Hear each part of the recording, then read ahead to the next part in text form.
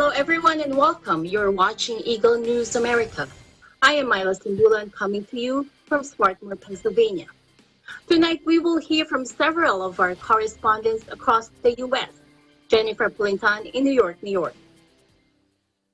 Governor Cuomo kicks off Census Push Week to make sure every New Yorker is counted.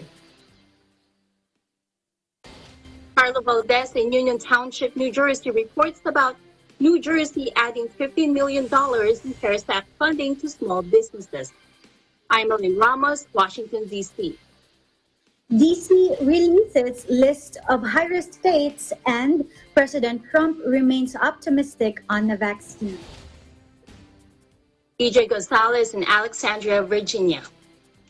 Rebuild Virginia project grants $70 million to small businesses and nonprofit organizations impacted by pandemic. Anna Cui in Las Vegas, Nevada. Updates on ongoing COVID-19 response from Nevada Governor Sisolak. Michelle Mangona in North Hills, California. Los Angeles launches its first electric bus. Angel Membrera in Sacramento updates us about California's COVID-19 employer playbook for safe reopening. Plus, Nicole Padilla in Baton Rouge reports about the church in the Gulf Coast states reaching out to frontliners.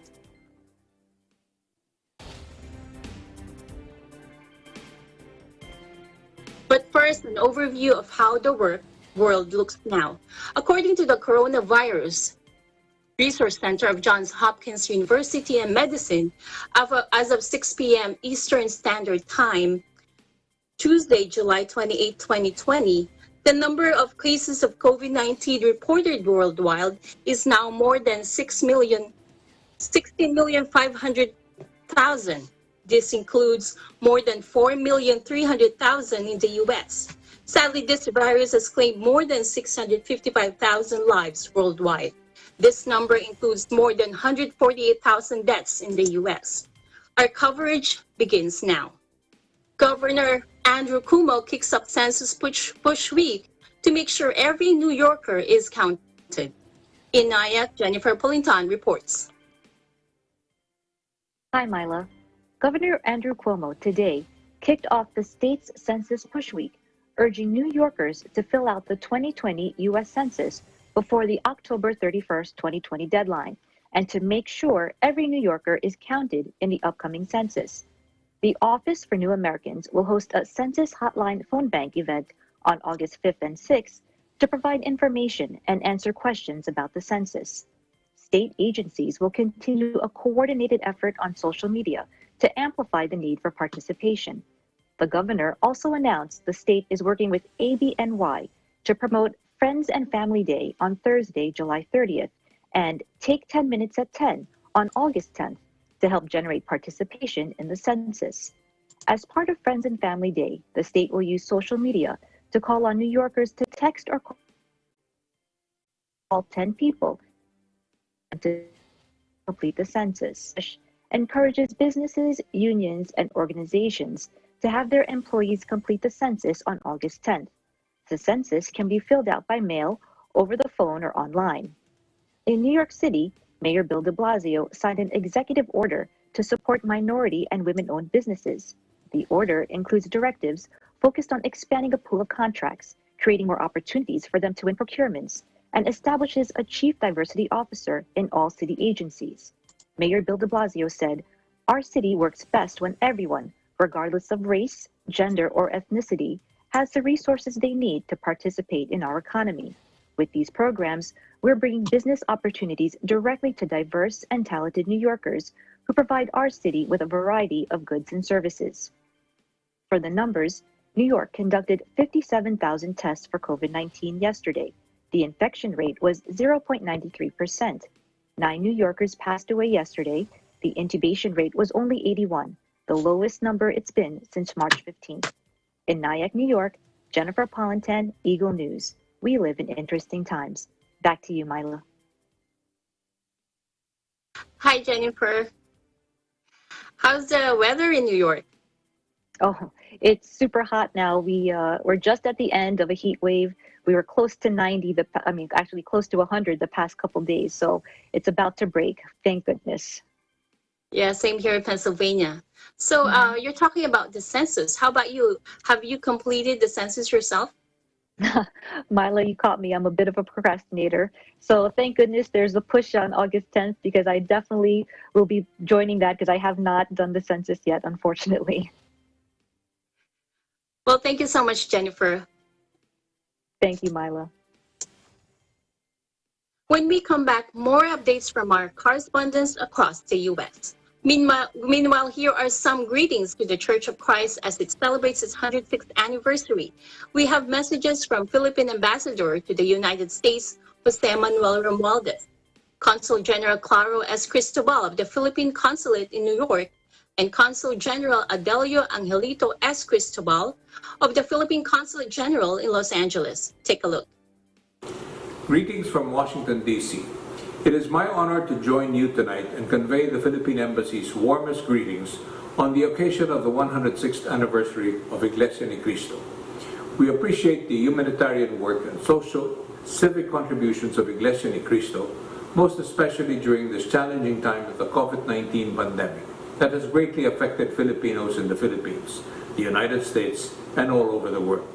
The Philippine government is resolute in its commitment to ensure the health and safety of our citizens back home and abroad, and we likewise continue to encourage Filipinos in the United States to abide by the health protocols and safety measures in their localities. I wish to acknowledge the Filipino communities in the United States for embodying the spirit of bayanihan, or communal unity and cooperation, in ensuring that we overcome this challenge together. Truly, it is our faith that will help us get through these difficult times. With international membership in 142 countries and territories, Iglesia Ni Cristo fosters a sense of connectedness that empowers and gives hope during this time of crisis. INC serves as an important avenue where members can be closer to one another, lift each other or each other's spirits, and bring comfort to families, friends, and communities.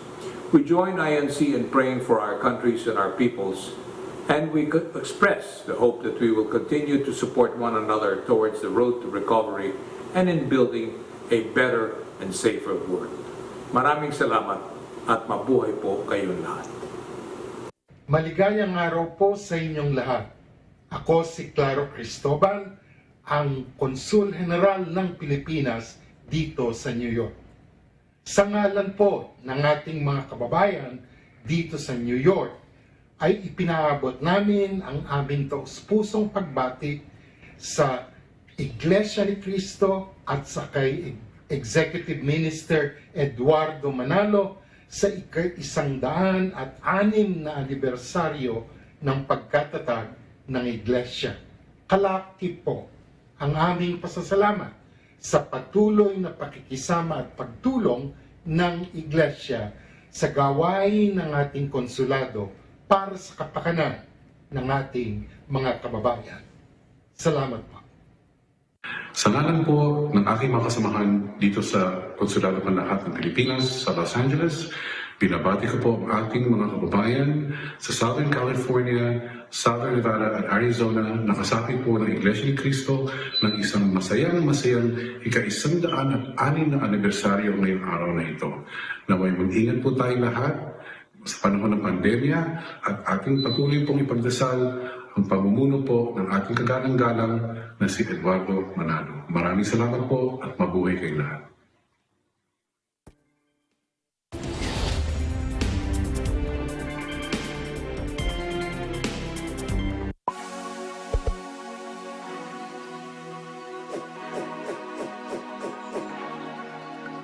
Hello there, I'm Alfred, and I'm a graduate of Bachelor of Science in Computer Science, batch of 2008 in New Era University. I'm currently working as an operations analyst in Autodesk.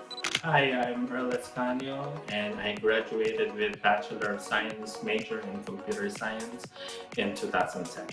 I am a consultant at Trinity Consulting, LLC. Hi, I'm Ivy Macapagal, Bachelor's in Computer Science graduate, year 2010. I'm currently working as a cybersecurity analyst in one of the largest telco here in New Zealand, Coast Park NZ. I'm Frank David Riego, a BS Computer Science graduate here in 2015. As a legal analyst, I am tasked to read U.S. cases, specifically civil torts cases. I am Melanie Rico Hermosa T, a Bachelor of Science in Computer Science graduate, year 2006. I'm currently a software quality assurance engineer at FBI Systems here in Maryland, United States. Hi, I'm Renzo Cruz. I'm a graduate of BS Computer Science, year 2012. I'm currently working abroad, and I'm working as a senior cybersecurity consultant who specializes in digital forensics and incident response. And I am part of a national security in one of the countries here in the Middle East. I am inviting everyone to study at New Era University. To legit, to great. Be brilliant in the new era. Study now at New Era University. Excellence, Discipline, Service to humanity.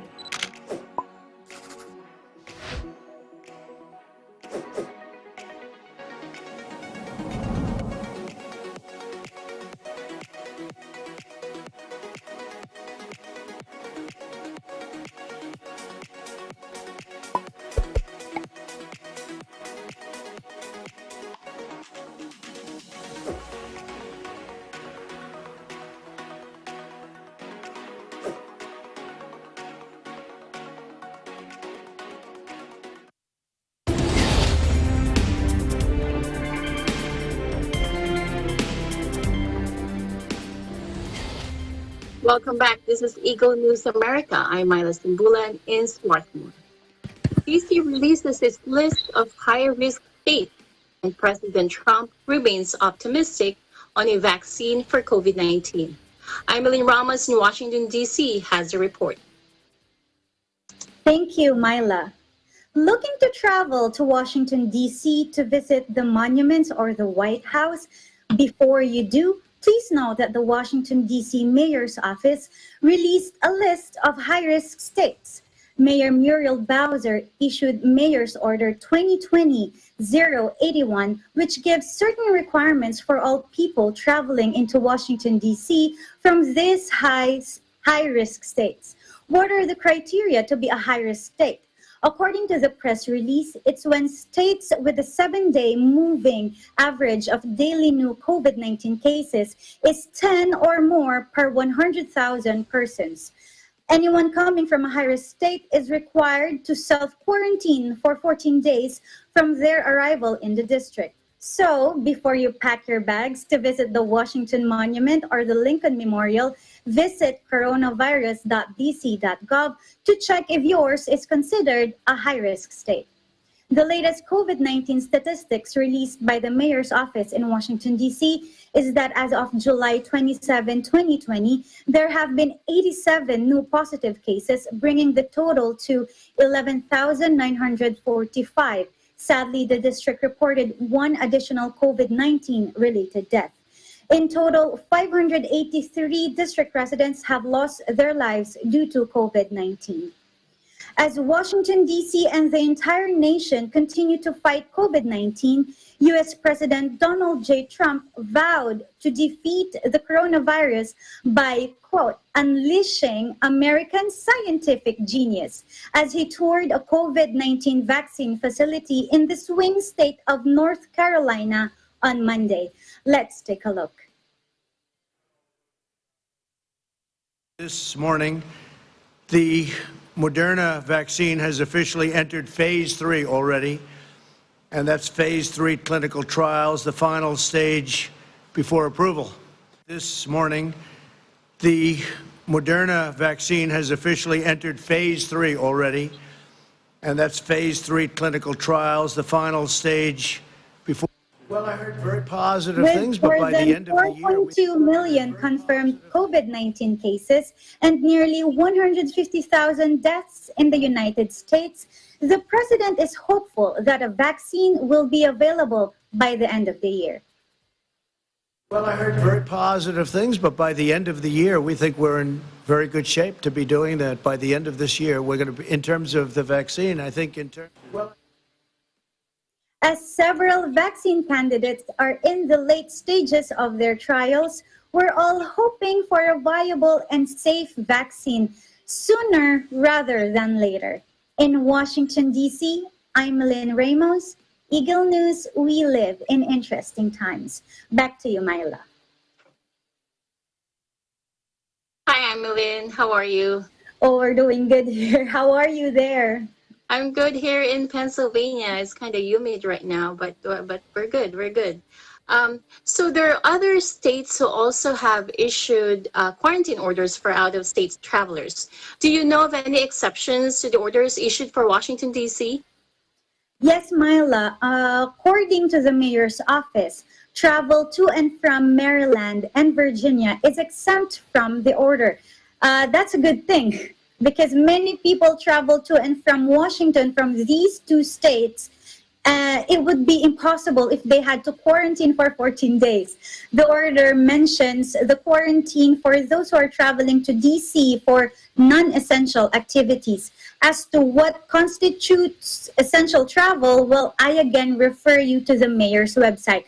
Also, the order says that individuals traveling from high-risk states after essential travel or arriving in the district for essential travel are required to self-monitor for symptoms of COVID-19 for 14 days.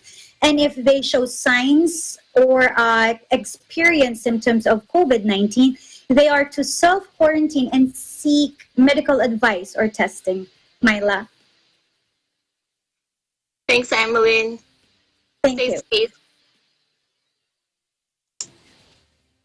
Rebuild Virginia project grants $70 million to small business and nonprofit organizations impacted by the COVID-19 pandemic.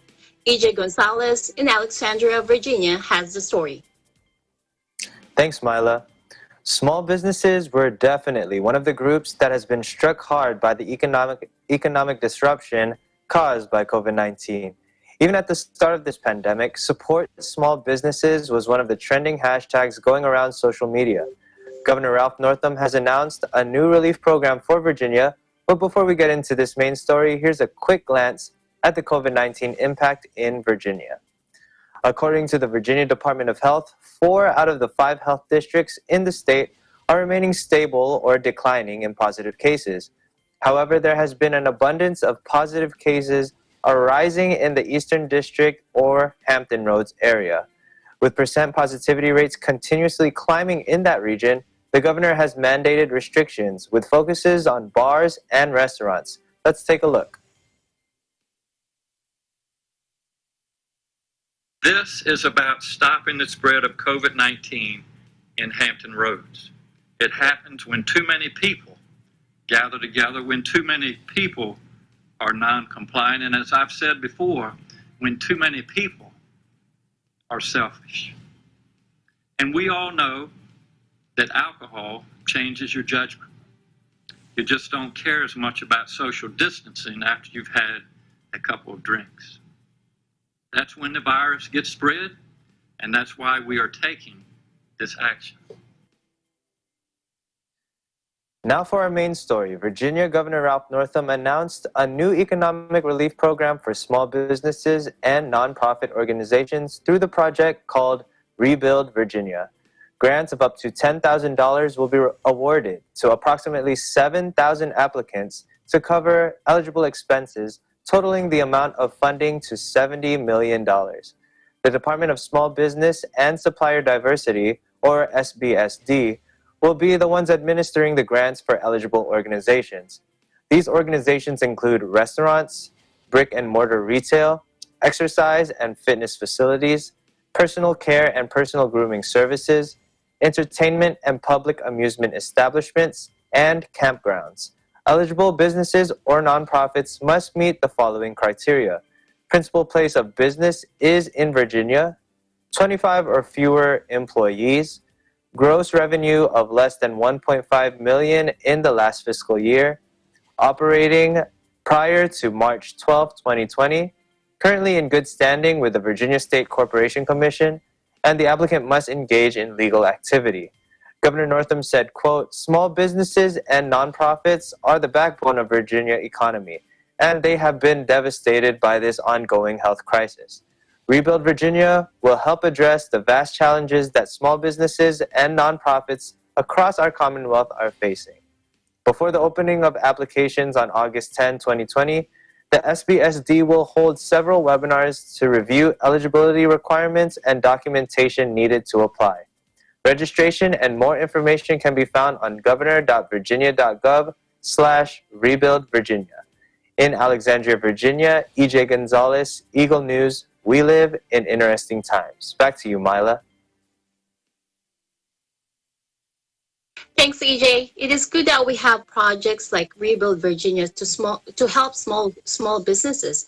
So, what are some other ways that you help support small businesses during this pandemic? Yeah, so since the start of this pandemic, here at home we've been cooking our own meals, but when we do decide to order takeout, we definitely prioritize ordering from small businesses. There's a local Thai restaurant just walking distance from us, and that's been our go-to recently. And we also have relatives who own restaurants in Maryland, our neighboring state, and we also try to visit there every so often as well. They have the best steak and cheese, in my opinion, and they have a lot of different options when it comes to boba. That sounds good, EJ. I love Thai food. That's one of my favorites. Yep, it's delicious. When we come back, more reports from our correspondents across the U.S. Meanwhile, more Church of Christ 106th anniversary greetings, this time from Arvin Amatorio, Mayor of Bergenfield, New Jersey. J. Christian Bowage, Mayor of Elizabeth, New Jersey. Take a look. Hello, I'm Arvin Amatorio, Mayor of Bergenfield, New Jersey, sending my warmest greetings to all the members of the Iglesia Ni Cristo who are celebrating 160th years anniversary. Congratulations to Executive Minister Brother Eduardo Manalo for your stellar leadership of the church. I'm looking forward to be meeting with you soon. God bless you all. Mabuhay po kayo. Hello, it's Mayor Chris Bowage. Here in the city of Elizabeth, I'd like to congratulate Iglesia Ni Cristo on your 106th anniversary. Your church has been a leader in our community under the direction of Executive Minister Brother Eduardo Manalo. We thank Brother Manolo for your leadership in this church, especially during these trying times with the COVID-19 virus. Clearly, your message and your leadership and your religious ability to work with your congregation has helped the city of Elizabeth stay safe. So on behalf of all of us here in the city of Elizabeth, congratulations, Brother Eduardo Manolo and Iglesia Ni Cristo on your 106th anniversary. Please stay safe.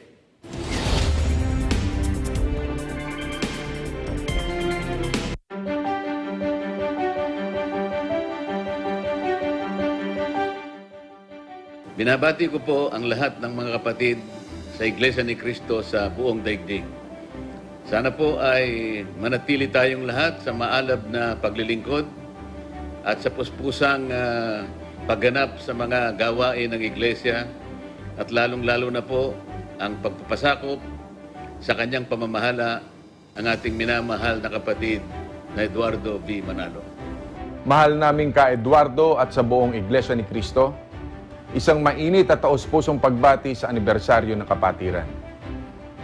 Sa kabila ng pandemyang kinaharap ng buong daigdig, ay hindi maaaring hindi alalahanin ang araw ng pagkakatatag ng Iglesia noong Hulyo 27, 1914. Ang nakaraang 106 na taon mula nang ito'y itatag, ang sugo ng huling araw na si Ka Felix Manalo ay saksi at patunay sa mga pagsubok at tagumpay nyo, lalo na sa napakahalagang papel na ginagampanan ng Iglesia ngayon sa pagpapalaganap ng mga salita ng Diyos tungo sa kaligtasan.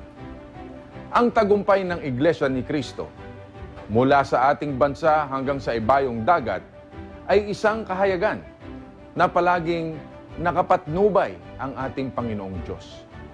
Sa pamumuno ni Ka Eduardo Manalo, ang tagapamahalang pangkalahatan, mas marami pang buhay ang mahahaplos at higit pang tagumpay ang matatamasa ng Iglesia.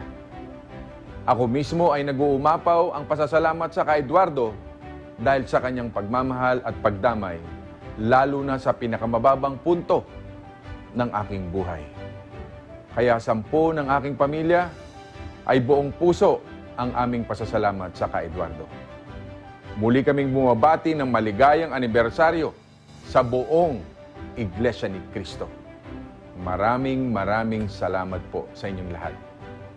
Ang inyong lingkod, Ramon Bong Revilla Jr.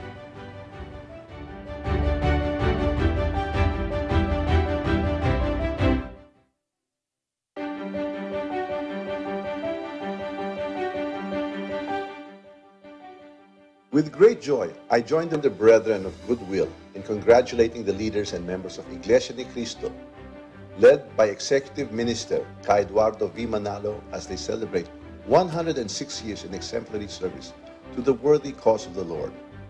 For more than a century, the Iglesia ni Cristo has proven itself to be a caring shepherd, not only in service of God, but also in promoting the welfare of believers in all parts of the world. For sowing the seeds of this Christian faith and brotherhood, we are eternally grateful to its founder, Ka Felix V. Manalo.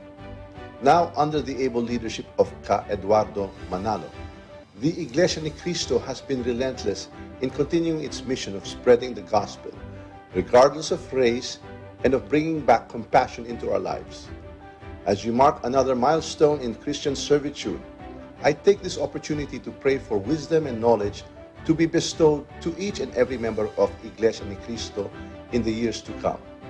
May our good Lord lead you in the next phase of service as you touch the lives near and far away where the Lord has purposed you to reach. I also pray that our good Lord be with you and bless you abundantly as a church. Stay blessed always.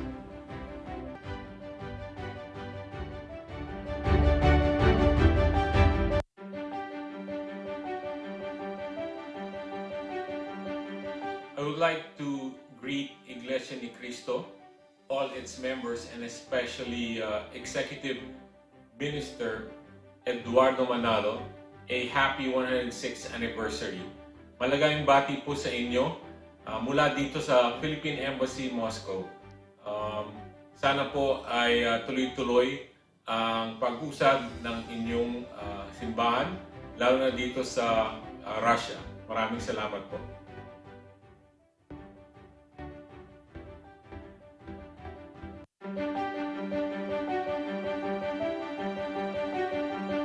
This is Gary Vasquez, a Filipino inventor, and I'm greeting the Iglesia ni Cristo on the 106th anniversary.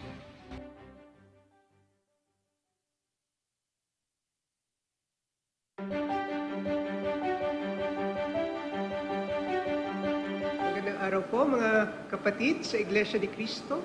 Ako po si Consul General Val Roque ng Philippine Embassy here in Bangkok, Thailand. Ako'y bumabati ng isang maligayang ika-106 na anibersaryo sa Iglesia ni Cristo. Alam niyo po, ang Iglesia ni Cristo dito sa Thailand ay maganda ang pakikipag-ugnayan sa embassy sa mga cases na ating mga OFWs na may kapansanan, no? At yun na rin mga na kailangang umuwi dahil sa karamdaman. Noong 29th ng June, nandun din nating Iglesia ni Cristo community sa Phuket, Thailand para tumulong dun sa repatriation ng ating mga kababayan from Phuket, Thailand. Marami wala ng trabaho dahil sa bagsak na po ang industriya ng turismo sa Phuket. So, naway ipagpatuloy ng Iglesia ni Cristo ang kaniyang magandang gawain sa mga OFWs, di lang po sa Thailand, kundi sa buong mundo. At ganoon na rin po sa mga kababayan natin. Alam natin na may mga outreach po ang ating Iglesia ni Cristo sa Pilipinas rin, dun sa mga naghihirap ngayong panahon ng pandemya. So, once again, thank you very much, INC, for this opportunity to greet you on this auspicious day.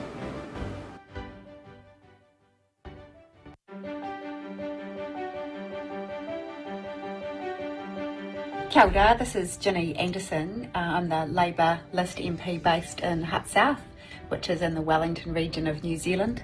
And I'm filming from my office here in the Beehive in Parliament.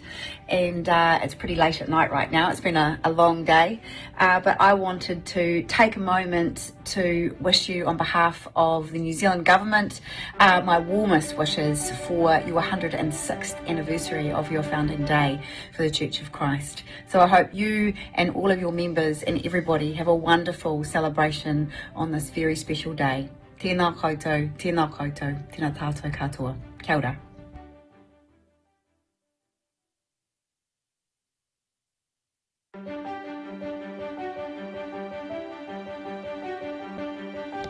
Kia ora, and I'd just like to say a big 106th anniversary to Iglesia Ni Cristo, Church of Christ here in Lower Hutt and across the world. Wishing you all the best here and looking forward to another 106 years of the work that you do. Kia ora.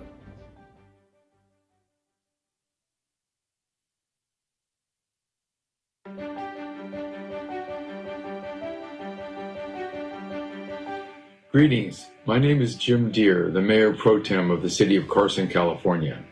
Happy 106th anniversary to Iglesia Ni Cristo. I want to particularly thank your Executive Minister, Eduardo V. Manalo, for leading the church worldwide. I am a true witness to the good work the church does in Carson and throughout Southern California. I am glad the church is growing. The contributions to our community are greatly appreciated. Congratulations at Mabuhay Pocayo, Jim Deere, Carson, California.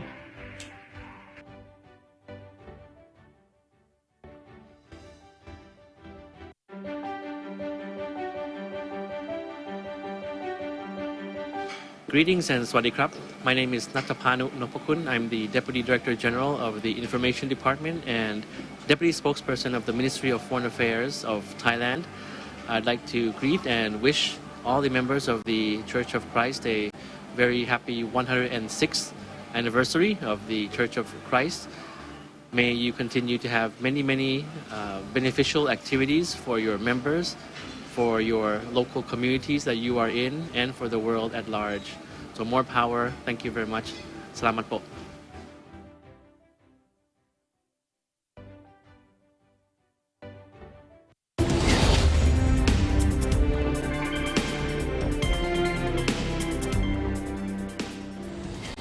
This is Eagle News America. I'm Alice Simbulani Swarthmore. For updates on the ongoing COVID-19 response from Governor Sisolak of Nevada, Bureau Chief Anna Cui has the details. Thank you, Myla. According to a press release today, Governor Steve Sisolak announced that the state of Nevada will transition to a long-term mitigation strategy. It is being finalized now by the Nevada Health Response Team, and it will be rolled out next Monday. So we will keep you up to date with that. Now, Myla, we've all seen a resurgence of COVID-19 cases in many states, and Nevada is included in that. There's been a rise in our case count, hospitalization, and sadly, fatalities. But recently, the governor noted that we have started to see some positive signs in our data, including potential slow and gradual flattening out in both cases and hospitalizations. And he mentions that according to the analysts at the Department of Health and Human Services, they believe it to be a direct result of some of the measures put in place, not new ones, but more strict on mandatory face coverings and more enforcement on practicing social distancing. But he reminds Nevadans that, we still have a high prevalence of the virus.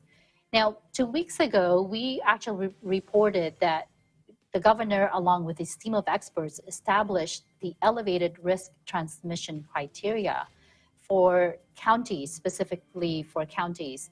And they looked at 3 key statistics: the average number of tests per day, the case rate, and the test positivity rate.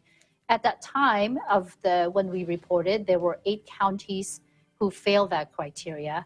And he reports that, and also they promised back then too, that they will review after a 2-week period.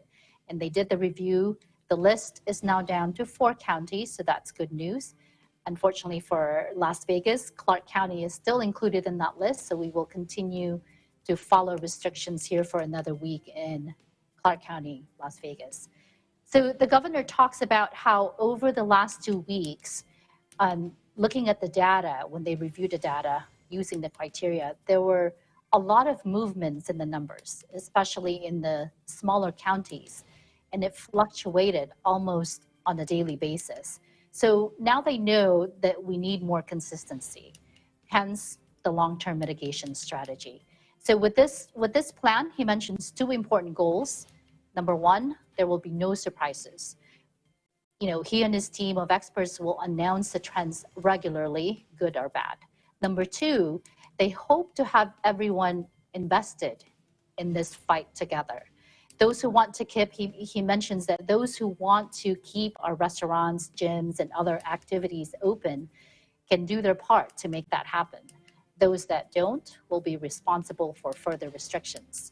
Now, the new long-term strategy will include the following key components.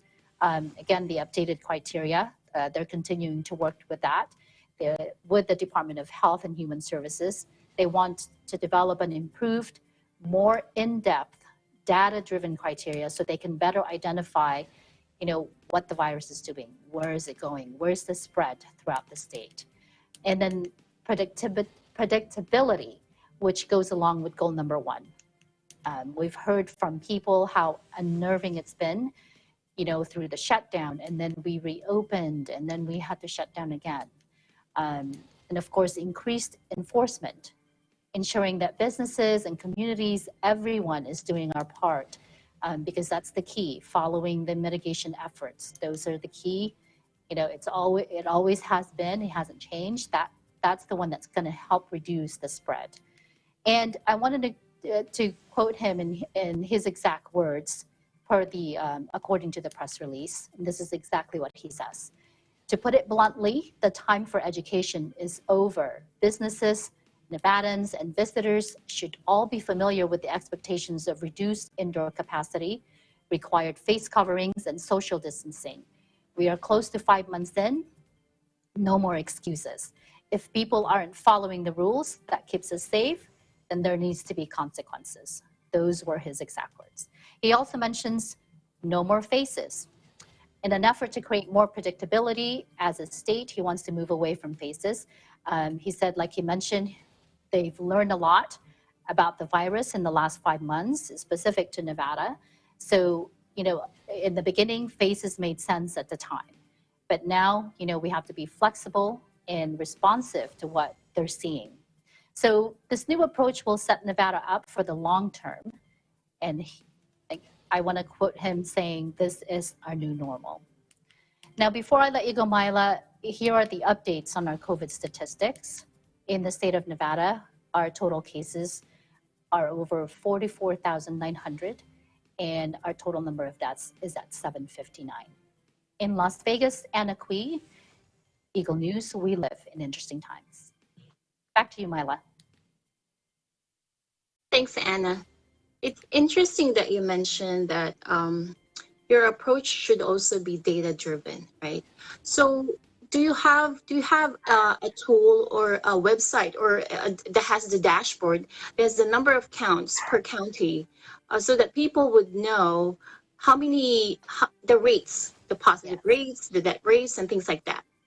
Yes, we actually have, from the very beginning, the governor, along with his team, developed what we call the Nevada Health Response. So everything that, any news, any press releases related to COVID-19, you can find it in that website.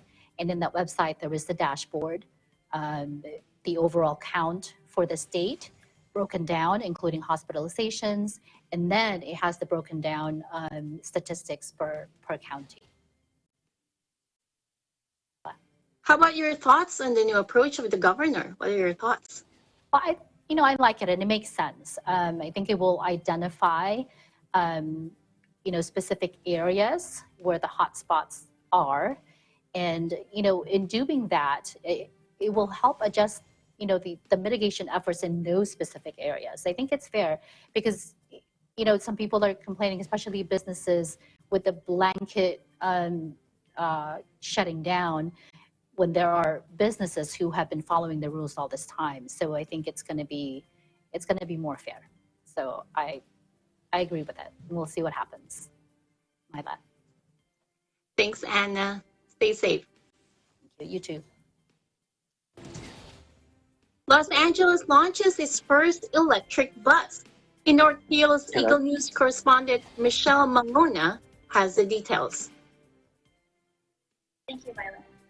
Los Angeles launches the first electric bus as part of the city's ongoing efforts for a more green future with environmentally safe transportation. The zero-emission 60-foot bus will travel on the G Line, formerly known as the Orange Line, transporting Los Angeles residents across the San Fernando Valley. It is said to be innovative and eco-friendly, decreasing pollution in the air, protecting the public health of residents, and safely preserving the natural environment. This is the first of 40 electric buses of the Los Angeles County Metropolitan Transportation Authority, or Metro for short, with 39 more electric buses to be deployed and providing additional transportation services to Angelenos by the end of this year. The first electric bus was unveiled just yesterday by Los Angeles Mayor Eric Garcetti, Los Angeles Councilmember Paul Bryan, and Metro Chief Executive Officer Bill Washington. Los Angeles Mayor Eric Garcetti stated, "Even as we confront the immediate challenge of COVID-19, we are making a long-term investment in a healthier, more sustainable future with the delivery of this first electric bus on the G Line. Every electric vehicle we put on the streets today means lower emissions tomorrow, and we remain fully committed to cleaner transportation options and a better quality of life for all Angelenos." Each electric bus has a cost of $1.15 million, with a total amount of $80,003,282 for the entire project, which includes all of the charging equipment needed to maintain these electric buses and infrastructure improvements. It is the goal of the Metro Board to have a 100% zero-emission bus fleet, transitioning all Metro buses from gas to electric by the year of 2030. In the meantime, during the midst of this pandemic, LA Metro continues to advise those who ride the Metro to wear face covering at all times, maintain the 6 feet distance from others, wash hands often, avoid touching faces, and staying home if there is no need to go out. And here is a recent important message to all Los Angeles residents from Mayor Eric Garcetti. Take a look. Household, physically distance ourselves whenever we can, and when we're in public, wash our hands and our surfaces frequently, and after every interaction when we come home. Change our clothes when we come home, shower then as well. Bring hand sanitizer with us when we go out, and try to confine our household errands to as few times or maybe even one time a week. These days are fragile, but lives too are fragile. We know that each one of them is sacred and that we have a role in saving everybody around us. So stay safe and stay healthy. And please, whenever possible, please continue to stay home.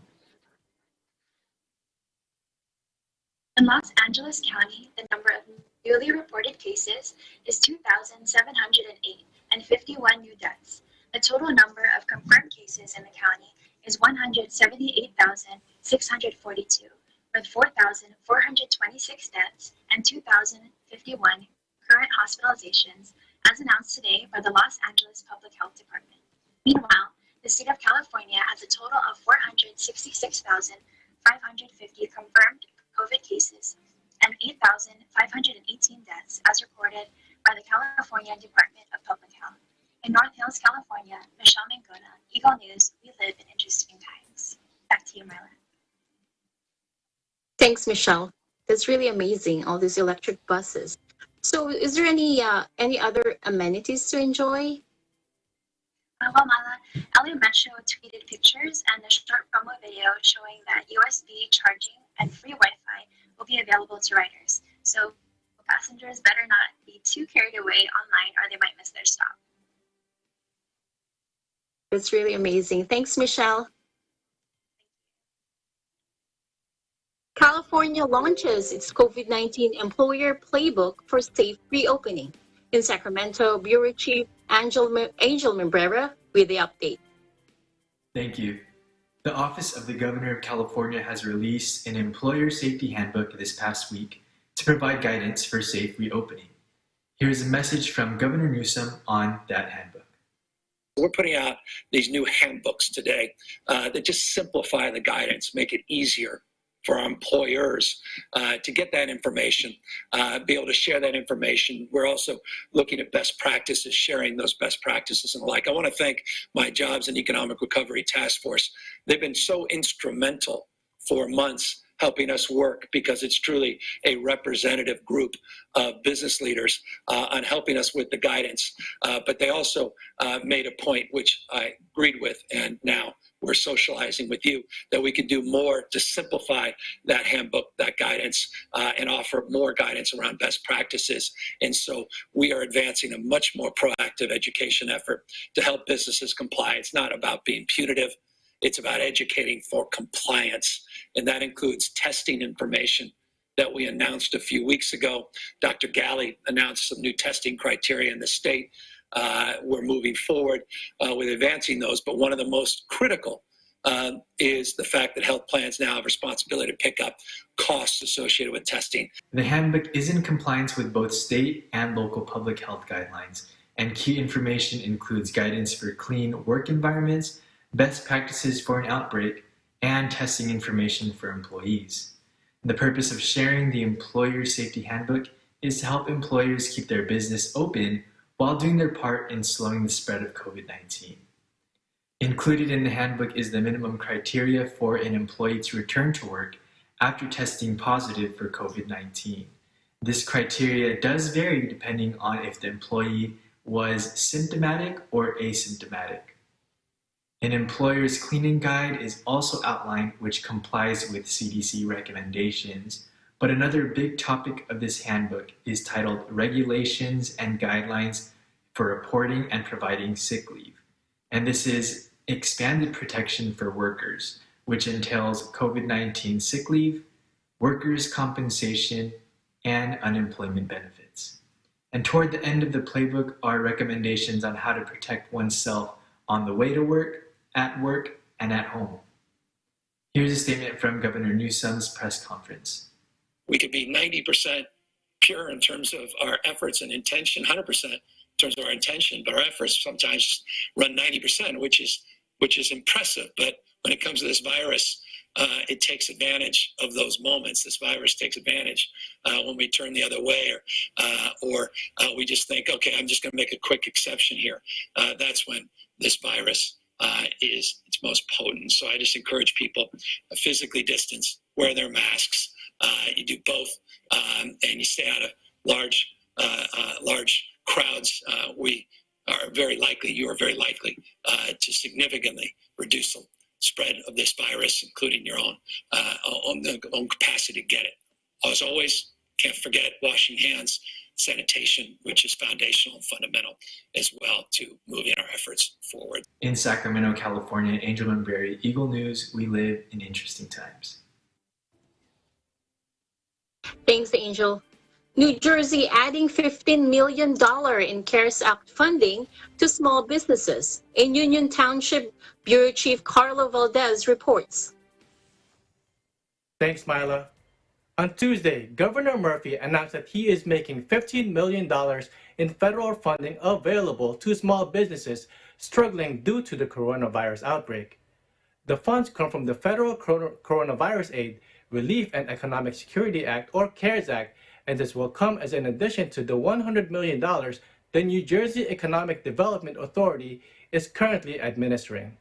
Governor Murphy stated, COVID-19 is first and foremost a health crisis, but also a severe economic crisis, and nowhere is that more evident than in the state's small business community.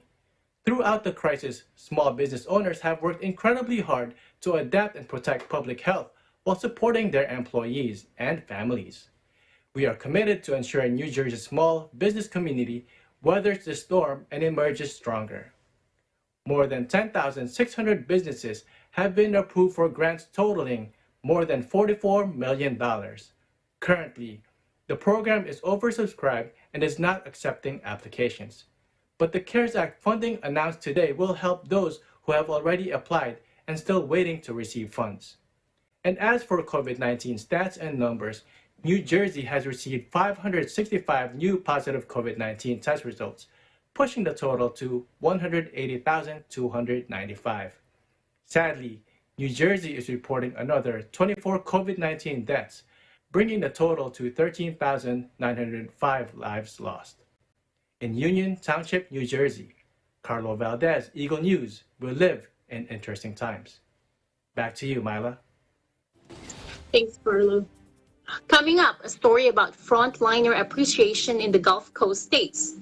More church anniversary greetings from Mayor Eric Garcetti of Los Angeles, California, and Mayor James L. Deere of Carson, California. This is Eagle News America. Stay with us. Hello, I'm Mayor Eric Garcetti. In the 106 years since it was first established in the Philippines, Iglesia Ni Cristo has grown to include congregations around the world, with more than 24 right here in the City of Angels. And today, in the midst of a global pandemic and an economic crisis, the Church of Christ and Felix Y. Manalo Foundation have stepped up to spread love and serve those who are most in need. Your North Hollywood congregation has been so generous and responsive, hosting blood drives and donating hundreds of care packages of masks and hand sanitizer to protect vulnerable people from COVID-19. Thank you for embodying the Angelino spirit and for all that you do for the East San Fernando Valley community. And I wish members of the Iglesia Ni Cristo here in Los Angeles and around the world the most happy 106th anniversary. God bless you. Greetings. My name is Jim Deere, the Mayor Pro Tem of the City of Carson, California. Happy 106th anniversary to Iglesia Ni Cristo. I want to particularly thank your Executive Minister, Eduardo V. Manalo, for leading the church worldwide. I am a true witness to the good work the church does in Carson and throughout Southern California. I am glad the church is growing. The contributions to our community are greatly appreciated. Congratulations at Mabuhay Pocayo, Jim Deere, Carson, California.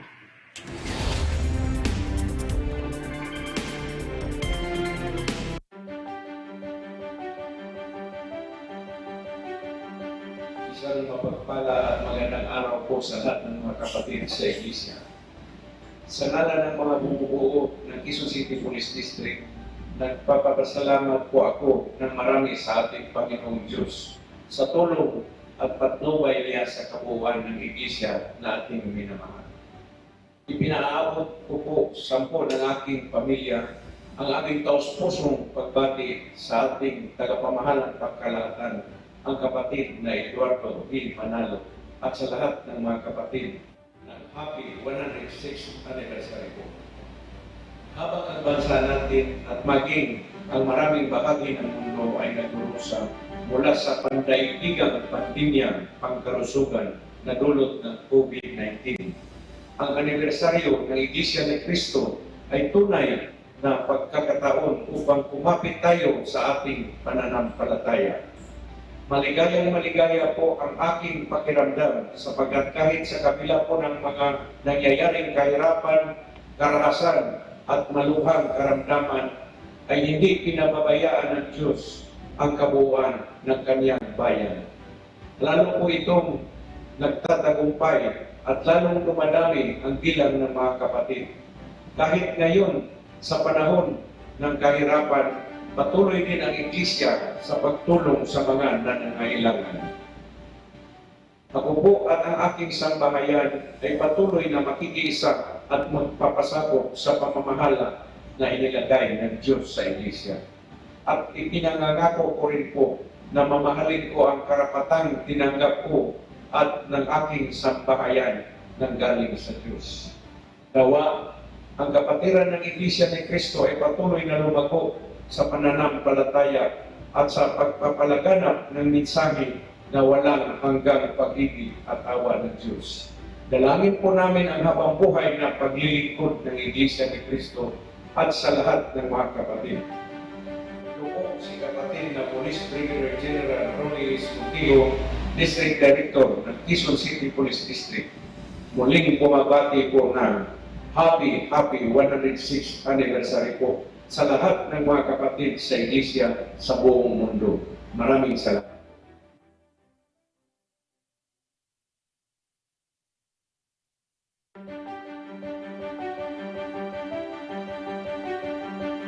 Taos-pusong pagbati sa pagdiriwang ng ika-106 na anibersaryo ng Iglesia ni Cristo.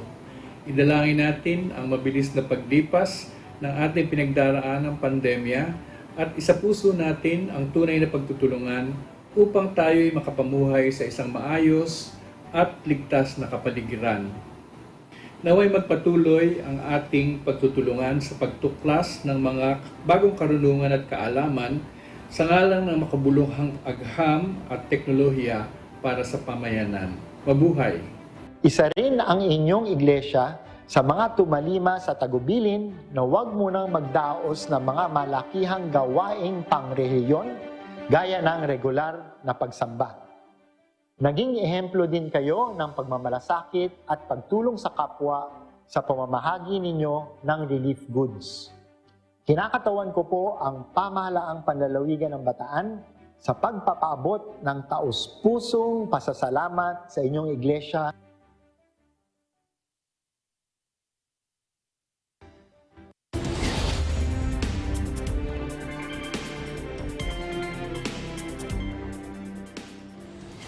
Welcome back. You're watching Eagle News America. I'm Myla Sambulan in Swarthmore. For the past 2 days, we've seen sharing with your stories of goodwill and inspiration in a special coverage of the 106th anniversary of the Church of Christ. And because the Church's work does not stop, our next story is about its continuing concern for families and communities. In the Gulf Coast states, the Church reaches out to frontliners who, for months now, have been risking their lives since the COVID-19 pandemic struck. Nicole Padilla in Baton Rouge has the story. Hello from Baton Rouge, Louisiana. I'm Nicole Padilla, and today we will discover how members of the Church of Christ in the Gulf Coast are helping their local communities. In the town of Gosher, Mississippi, Iglesia Ni Cristo, or Church of Christ members, took to heart the phrase, sharing is caring. Known as a small and closely knit city with several wildlife attractions, Gosher also has its challenges. According to the census, 15.2% of Gosher's population is in poverty, which is higher than the national average. With the needs of this community in mind, Church of Christ members held a village outreach evangelical mission at the Gosher Public Library, offering free refreshments and care packages filled with groceries and household items to families in need.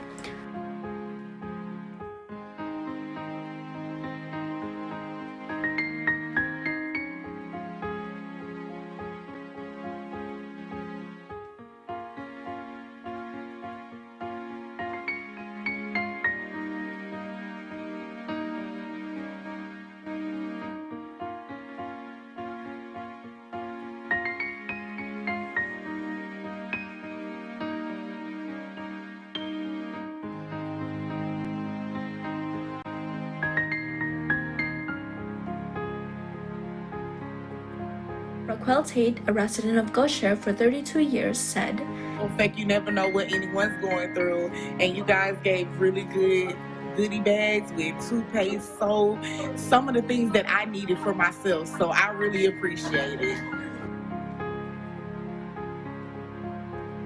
Meanwhile, during the pandemic crisis, Church of Christ members in Louisiana and Mississippi shared appreciation to their local frontliners by providing baked goods.